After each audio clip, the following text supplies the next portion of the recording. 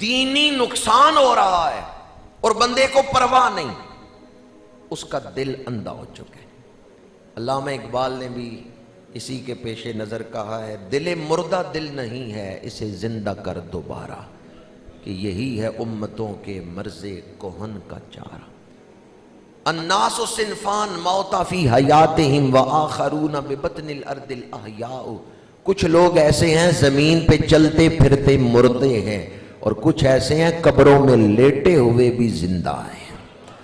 تو جس کا دل زندہ ہو گیا وہ قبر میں پہنچ جائے، اس کی قبر کی مٹی بھی فیض عطا کر رہی ہے، اور جس کا دل مردہ ہے وہ زمین پہ چلتی پھرتی لاش۔ الہاکم التکاثر حتی زرتم المقابر، دنیا میں ایک دوسرے پر برتری کی خواہش، ایک دوسرے سے آگے بڑھنے کی خواہش، مال و دولت میں کثرت کی خواہش، اس نے تمہیں ہلاکت میں ڈال دیا، دل اندھے ہو گئے۔ قرآن پاک نے ایک دوسرے مقام پہ فرمایا فَإِنَّهَا لَا تَعْمَى الْأَبْصَارُ وَلَكِنْ تَعْمَى الْقُلُوبُ الَّتِي فِي الصُّدُورِ، لوگوں کی آنکھیں اندھے نہیں ہوتی، دل اندھے ہوتے ہیں۔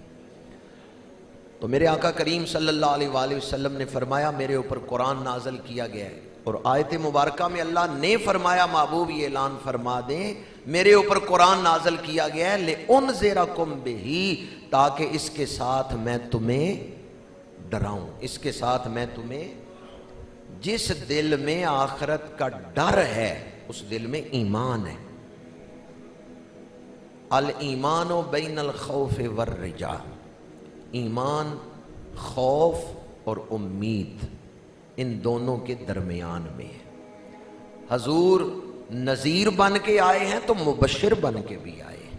یا ایھا النبی انا ارسلناک شاہدا ومبشرا ونذیرا، حضور جہاں اعمال کے اندر چھپا ہوا برا نتیجہ وہ بیان کرتے ہیں، اسی طرح اچھے اعمال کے اندر جو اچھا نتیجہ ہے وہ بھی بیان فرماتے ہیں۔ ایک بزرگ کو خواب میں حضور کی زیارت ہوئی، اہل اللہ میں سے تھے، انہوں نے عرض کیا یا رسول اللہ صلی اللہ علیہ وسلم دعا فرمائیں میرا خاتمہ ایمان پر ہو۔ تو میرے آقا کریم نے انہیں ایک بشارت دی، وہ پڑھ کے میرے دل کو تو بڑی خوشی ہوئی، اس لیے میں آپ کے سامنے بیان کر رہا ہوں۔ عبد المجید صاحب نے ایک کتاب لکھی ہے، اس کے اندر انہوں نے یہ بات بیان کی ہے۔ اللہ والوں کو حضور کی زیارت ہوئی، انہوں نے عرض کیا یا رسول اللہ دعا فرمائیں میرا خاتمہ ایمان پہ ہو۔ تو میرے آقا کریم صلی اللہ علیہ وآلہ وسلم نے فرمایا سخی دے کے واپس نہیں لیتے، اللہ نے تمہیں ایمان دیا ہے تو یقین رکھو سخی دے کے واپس نہیں لیتے، ہاں شکرانہ کرو کہ اللہ نے تمہیں ایمان دیا ہے۔ تو ایک دفعہ شکرانے کی نیت سے کہہ دیں الحمدللہ لا الہ الا اللہ محمد الرسول اللہ صلی اللہ علیہ وآلہ وسلم۔ کس پیارے انداز میں میرے آقا کریم نے بشارت عطا فرمائی ہے، سخی دے کے واپس نہیں لیتے۔ تو اللہ کا شکر کرو اس نے تمہیں ایمان دیا ہے، اور یقین رکھو رب سب سے بڑا سخی ہے، اس نے ایمان دیا ہے مجھے تو وہ واپس نہیں لے گا۔ چنگیاں داتے ہر کوئی بندا تو مندیاں دا والی، ایک وسیلہ نام تیرے دا میری چولی عملوں خالی لِأُنذِرَكُمْ بِهِ، فرمایا قرآن پاک میرے اوپر اتارا گیا ہے تاکہ میں اس کے ذریعے تمہیں آخرت سے ڈراؤں۔ وَمَنْ بَلَغَ، صرف تمہیں ہی نہ ڈراؤں بلکہ جس جس تک یہ قرآن پہنچے۔ تو حضور صرف صحابہ کرام کے لیے نبی نہیں بن کے آئے، حضور عالمین کے لیے نبی بن کے آئے۔ یہ جو آیت میں اگلے الفاظ ہیں نا وَمَنْ بَلَغَ، جس جس تک قرآن پہنچے۔ سورہ جمعہ میں ہے وَالَّذِي بَعَثَ فِي الْأُمِّيِّينَ رَسُولًا مِّنْهُمْ يَتْلُو عَلَيْهِمْ آيَاتِهِ وَيُزَكِّيهِمْ وَيُعَلِّمُهُمُ الْكِتَابَ وَالْحِكْمَةَ وَإِنْ كَانُوا مِنْ قَبْلُ لَفِي ضَلَالٍ مُبِينٍ۔ وآخرین منہم لما یلحقوا بہم، پیچھے فرمایا کہ اللہ کا رسول آیا ہے پاک کرنے کے لیے، کتاب و حکمت کی تعلیم دینے کے لیے۔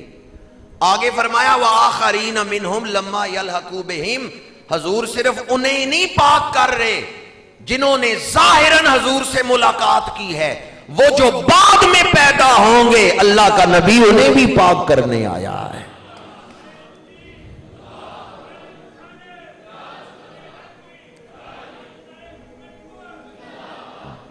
جنہوں نے حضور کا زمانہ ظاہری زمانہ پایا ہے، حضور سے ملاقات کی ہے، حضور کی محفل میں بیٹھے ہیں، حضور صرف ان کو ہی نہیں پاک کر رہے، وآخرین منہم لما یلحقوا بہم، وہ جو بعد میں آئیں گے اللہ کا نبی انہیں بھی پاک کرے گا۔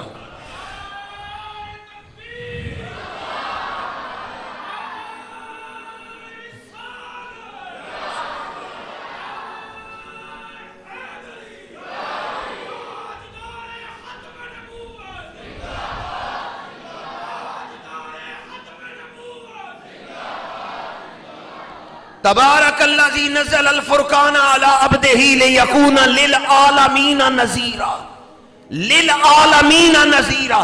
قرآن پاک کے نزول کا ذکر کرتے ہوئے کہیں تو یہ فرمایا لانذرکم بہ ومن بلغ، اور دوسرے مقام پہ فرمایا للعالمین نذیرا۔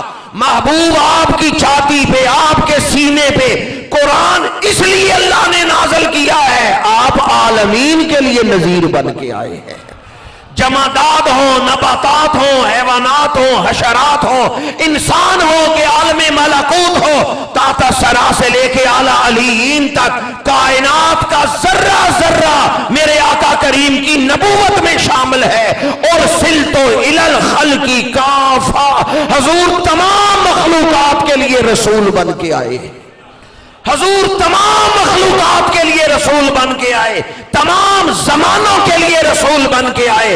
اسی لیے بریلی کے تاجدار نے کہا کیا خبر کتنے تارے کھلے چھپ گئے، پر نہ ڈوبے نہ ڈوبا، پر نہ ڈوبے نہ ڈوبا، سب سے اولا و اعلی۔ جب یہ آیتیں مفسرین نے لکھا ہے، جب یہ آیت مبارکہ نازل ہوئی ومن بلغ، جس تک قرآن پہنچے، تو میرے آقا کریم نے پھر دنیا کے مختلف بادشاہوں کو خط لکھے، ان تک پیغام پہنچایا۔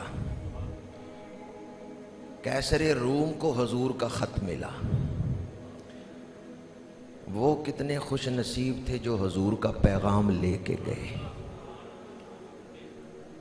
تو اگر آپ بھی حضور کے سفیر بننا چاہتے ہیں تو میرے آقا کریم نے فرمایا بلغوا انی ولو آیا، کوئی ایک آیت ہی کسی دوسرے تک پہنچا دو، میرا کوئی ایک فرمان ہی کسی دوسرے تک پہنچا دو۔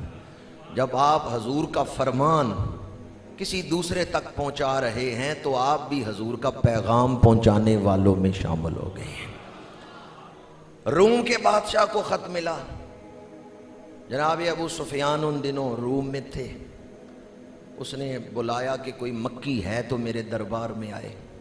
بخاری شریف میں حدیث پاک موجود ہے، اس نے مختلف سوال کیے۔